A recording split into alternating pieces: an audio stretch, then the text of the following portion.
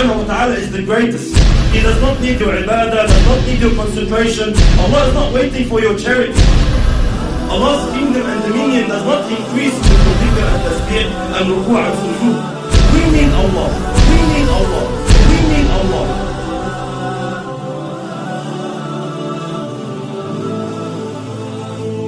The issue of salat, the problem that we are facing with salat is that salat has to do with spirituality. It has to do with feelings that come through your heart and thoughts that come through your mind.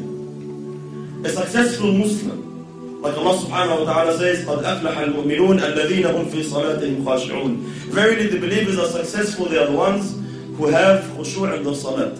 They pray properly, they stand before Allah subhanahu wa ta'ala properly. A crucial step, a crucial cornerstone in achieving this target is to know who you're standing in front of. Who are you speaking to? Which words are you reading?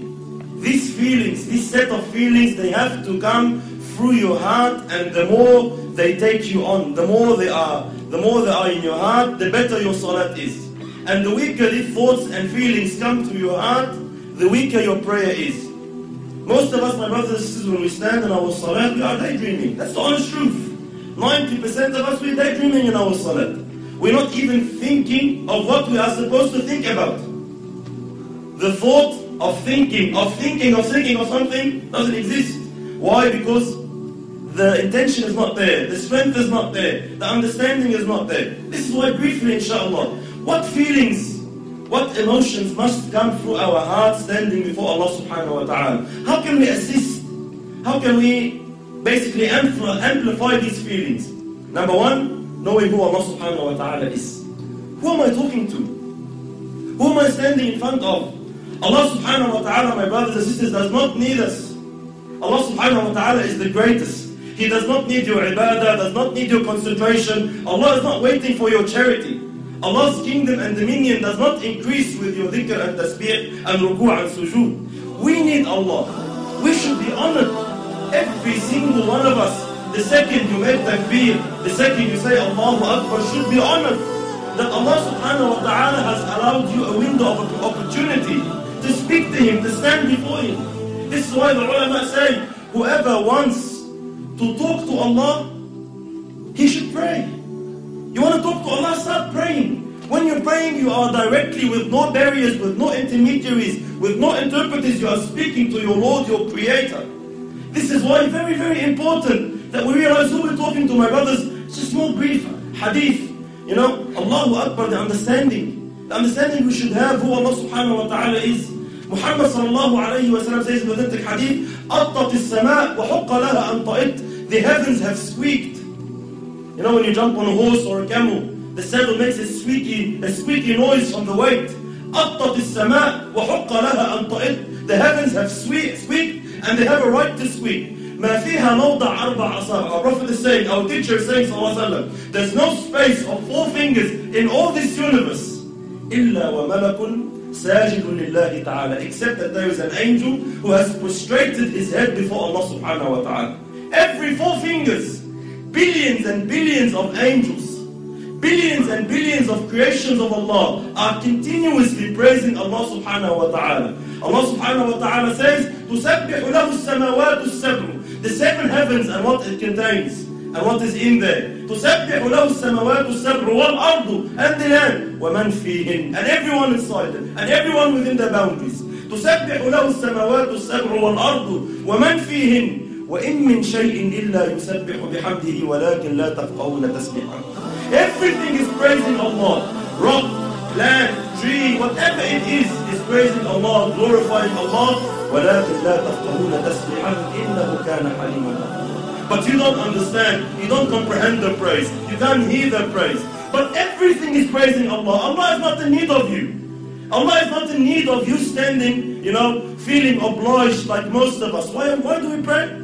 Majority of us, my brothers, we pray to offload the obligation. Alhamdulillah, I finished my salat. If you come and stand before Allah with this intention, are you unaware that Allah subhanahu wa ta'ala knows exactly what is going through your heart at that stage? When you come and say, I just want to get dhuhr over and done with. These feelings that come to us, we don't say them in public. No one can say, Allah, let's pray. No one says that. No one says to his mate, get what I'm done with, khalas. We say, let's go pray over in my heart. Allah, please, let's go. Over and done with. This feeling that I'm praying just to offload the burden of salat is not the right feeling you should have. You should be honored, my brothers and sisters, wallahi, in issues of dunya. When we deal in our dunya here, with human beings like us, wallahi, subhanallah, if you stand in front of someone you're afraid of, like a judge in court, or a bully of some sort in Auburn, or a president, a prime minister, an ASIO agent, wherever you stand in front of, what happens to you naturally, without no motivation, without no one to have to give you a 7-step course on how to fear him? Naturally speaking, subhanallah, your heart starts pounding. You feel something. When you stand in front of the judge and he's about to announce the decision whether you'll got 15 years in jail or not, your heart starts pounding naturally. No one needs to give you a course. Why? Because we are aware who this person is.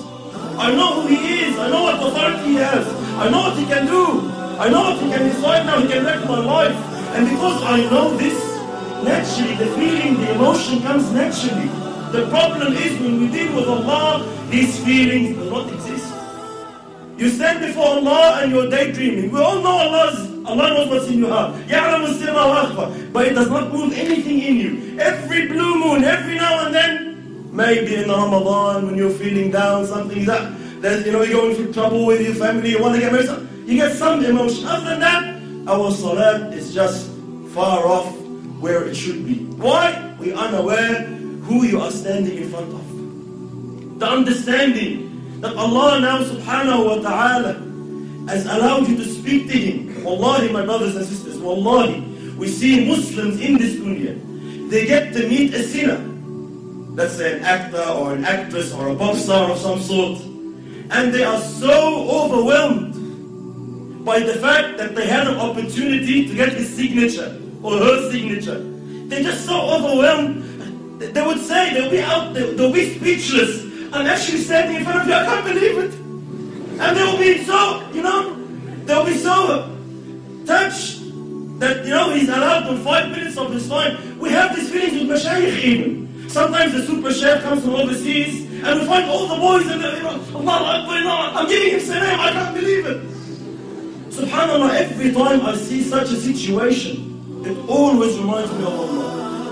Subhanallah, who is this person? Regardless, all ranks preserved, who is this person? The Shaykh once said, imagine if you were to meet Muhammad sallallahu alayhi wa sallam, what would you feel? Imagine if Rasulullah said, I'll give you 5 minutes of my time, come meet me. What would you think? Would you daydream? Would you be sitting with Rasulullah thinking of your wife? Would you be sitting in front of Muhammad sallallahu alayhi wa sallam thinking about work? No way on earth. Why? Prophet of Allah is here. You'll be taken. You'll be absorbed in the discussion. But subhanallah, we stand before Allah every day 5 times daydreaming. Why? We are unaware who Allah subhanahu wa ta'ala is. And how patient is Allah? How merciful is Allah subhanahu wa ta'ala, my brothers? Imagine Allah subhanahu wa ta'ala knowing, seeing what's in your heart. He gave you everything. He gave you the wife you're busy with. He gave you the husband you're busy with. He gave you the job you're thinking of. He gave you everything you're thinking about that's distracting you from Him. And He knows that, and He is patient with you. He is Halim subhanahu wa ta'ala. He still accepts you. He still allows you. Subhanallah, imagine a prime minister allows a peasant to come and meet him for 5 minutes. Says, all right, you have problems, come. I'll allow you to meet the prime minister. But the peasant comes, he enters the office, and he starts playing with things around in the office, forgets about the prime minister. What will happen to this guy? He'll be banned. You will never ever have a chance to meet the prime minister again. Why? You're an idiot. We allowed you the chance, we opened the door for you, and you don't want to present your situation. You don't want to say anything. You get busy with something else. Why did you come? Likewise, imagine Allah subhanahu wa ta'ala, the King of Kings, 5 times a day allows you an opportunity to speak to Him, to complain to Him, to beg of Him, to ask of Him, and you are daydreaming. And Allah subhanahu wa ta'ala still allows you. Allah doesn't ban you. Allah doesn't say, this guy is disrespectful. No, Allah is patient. Allah waits subhanahu wa ta'ala. You will understand. You will come back. So very, very important. Step on who Allah subhanahu wa ta'ala is.